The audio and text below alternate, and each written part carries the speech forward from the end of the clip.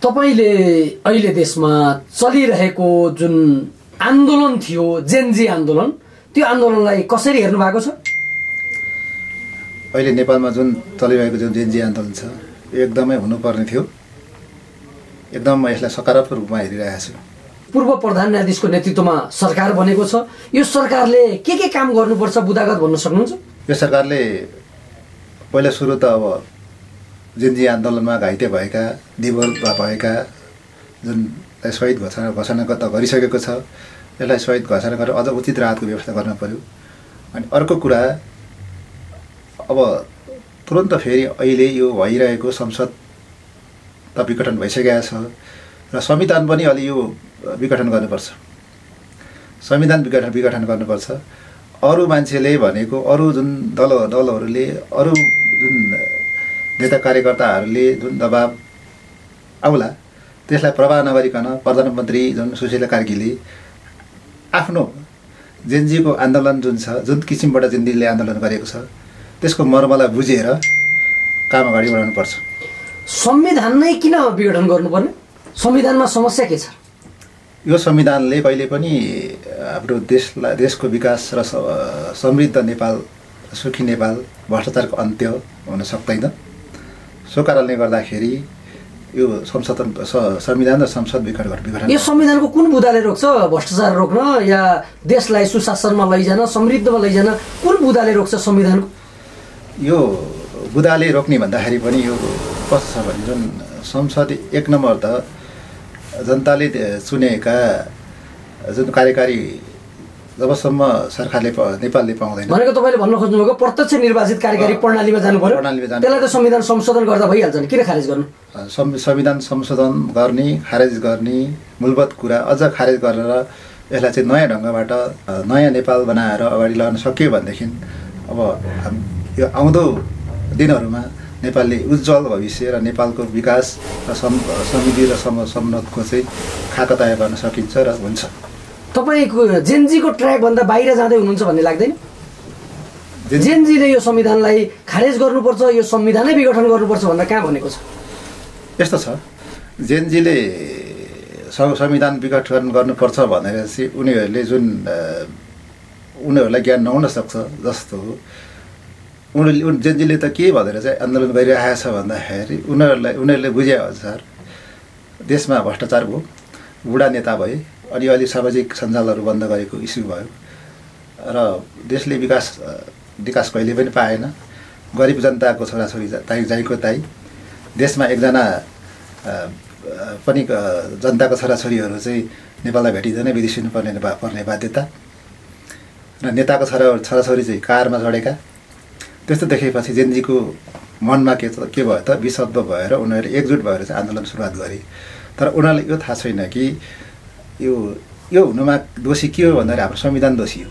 जुन हाम्रो संविधानले दिइरहेको चाहिँ हाम्रो नेपालमा जुन चलाइरहेको कानुन नियम कानुन जुन अहिलेको व्यवस्था छ त्यसमा जोसुकै राम्रो मान्छे गयो भने पनि त्यो ठाउँमा गइसकेपछि उही के हुन्छ भनेदेखि रक्सी उही बोतल फरक भने जस्तो होइन, त्यस्तो मात्रै हुने हो, खास परिवर्तन हुन सक्दैन। र यो जुन सङ्घार छ एउटा चाहिँ यो कर्मचारी 15देखि लिएर पहिलादेखिको चाहिँ यो जुन झेलिएको गाँठो एउटा जीर्ण गाँठो छ त्यो सञ्जाल नतोडिकन त्यो भ्रष्टाचारको सञ्जाल तलदेखि माथिसम्म यो के भन्छ यसलाई चाहिँ नीतिगत भ्रष्टाचार हो।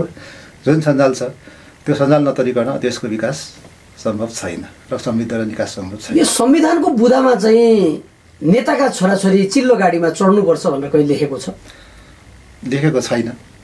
तर भयो किन त भन्दाखेरि यो संविधानले के देखाउँछ भने भ्रष्टाचार गर्न सजिलो माध्यम देखाउँछ। हेर्नुहोस् छिद्रता छ भन्ने हो।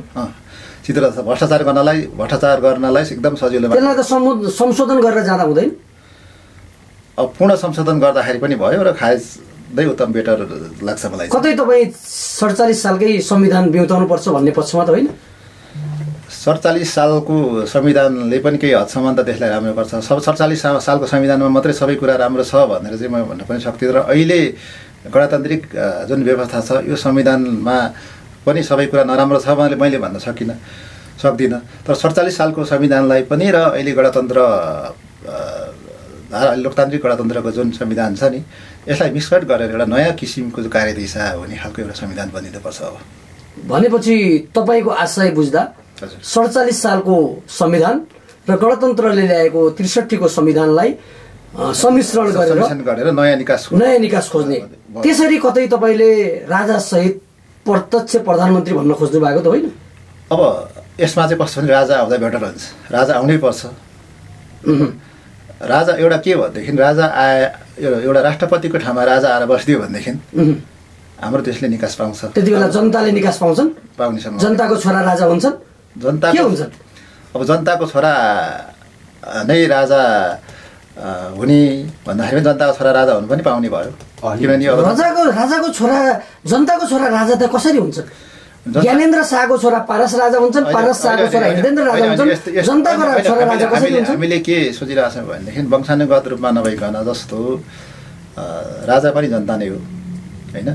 हामीले चाहिँ के सोचिरहेछौँ भन्दाखेरि जनता त्यो राजाको छोरा जुन पारस शाह जुन वंशानुगत गणमा आधारमा चाहिँ नभइकन जुन त्यो हामीले त्यही राजपरिषदको त स्थायी कमिटीभित्र कोही मान्छेलाई पनि हामीले एउटा छान्न सक्छौँ नि त। स्थायी कमिटीमा जानै परेन हजुर, तपाईँ राजतन्त्रवादी भन्ने आशय आइसक्यो। मैले तपाईँहरूलाई एउटै मात्रै चुनौती दिन्छु, तपाईँले वीरेन्द्रको नातिलाई महारानी बनाउने भनेर जानुहोस् न, तपाईँहरूमा हिम्मत छ त्यो?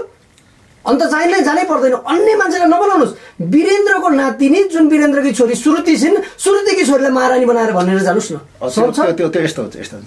अब हामीले त्यहाँ राजा बनाउँदाखेरि पनि कस्तो किसिमको मान्छे आइदिनु पऱ्यो भने राम्रो स्वभाव उस भएको देशलाई चाहिँ ह्यान्डलिङ गर्न सक्ने खालको जुन राजा हुनु पऱ्यो त्यो भित्रमा। अब सुर्ती अब त्यसमा चाहिँ हाम्रो अब हृदयेन्द्रले चाहिँ राम्रो छवि लिन सक्यो, राम्रो सक्छ, उसले ट्याग लिन सक्छ भने उसलाई पनि बनाउन सकियो। र त्यसमा एबिसिडी अब हिमानीले नै अब चाहिँ राम्रोसँग चाहिँ मैले ल गर्न सक्छु, मैले राम्रो आउन सक्छु भने अभिव्यक्त गर्न सक्छु भनेर चाहिँ भन्छ भने पनि त्यसमा हामीले त्यसलाई बनाउन सकियो।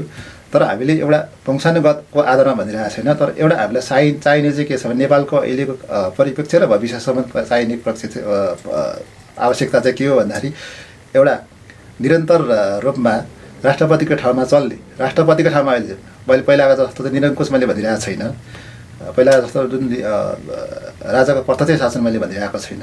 राष्ट्रपतिको ठाउँमा जुन एकजना राजपरिवार भित्रकै मान्छे अथवा त्यो कोही मान्छे हामीले राखेर गयौँ भने हाम्रो देशले निकास पाउँछ। भनेको राजा निरङ्कुश त थिए नि होइन? पहिला अब केही निरङ्कुशता थिए भन्दाखेरि पनि अब प्रत्यक्ष शासन एउटा जुनसुकै उसमा पनि अब निरङ्कुशता भनेको कस्तो राजालाई पनि दोष नदिउँ न। राजाले निरङ्कुशता भनेको चाहिँ अब अलि अब हाम्रो देशमा नेपालमा चाहिँ राजा निरङ्कुश थियो, सामन्ती थियो भन्ने चलन गर्छ होइन। तर उसको एउटा उसले भने एउटा नियम आफ्नो नियम लगाउने हो जनतालाई। त्यो नियम त अब जुनसुकै अब गणतन्त्रमा निरङ्कुश हुन्छ। तपाईँले अब चाहिँ उत्तर कोरियामा जानुहोस्, अहिले चाहिँ तपाईँको चाहिँ चाइनामा जानुहोस्, त्यहाँ नियमभन्दा बाहिर के गर्न पाइन्छ त? पाइँदैन नि त, त्यसलाई पनि निरङ्कुश भन्ने। उत्तर कोरिया जानै परेन, नेपालमा भर्खरै बाहिरिएका केपी ओलीमै अहिले जुन पहिला भनिएको छ राजाको पालामा निरङ्कुशता भन्थ्यो मान्छेले भन्ने गरेको छ, तर त्यो नियम हो एउटा सानो। काठमाडौँ महानगरपालिकाका मेयर बालेन शाहलाई कसरी हेर्नुहुन्छ?